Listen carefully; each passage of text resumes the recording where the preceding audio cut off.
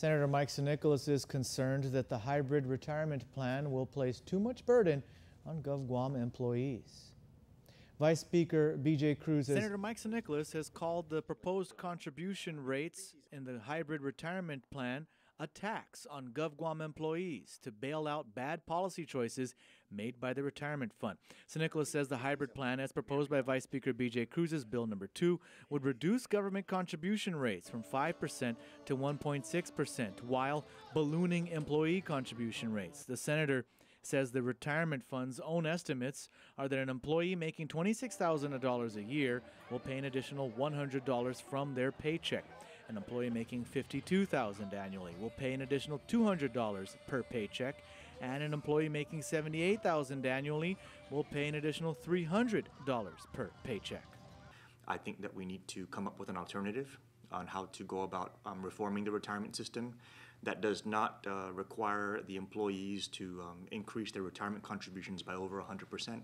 Vice Speaker B.J. Cruz introduced the retirement fund bill because many GovGuam employees who are on the defined contributions or new retirement plan will not be able to afford to retire.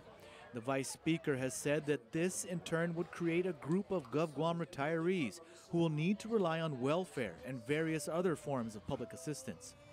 Senator San Nicolas agrees that something must be done to prevent this, and he agrees that something must be done to reform the defined contributions retirement plan. However, he doesn't believe the hybrid plan that's currently proposed is the right answer. I think that we can definitely have a version of the hybrid retirement system combined with a lot of other options that we're able to consider as a group.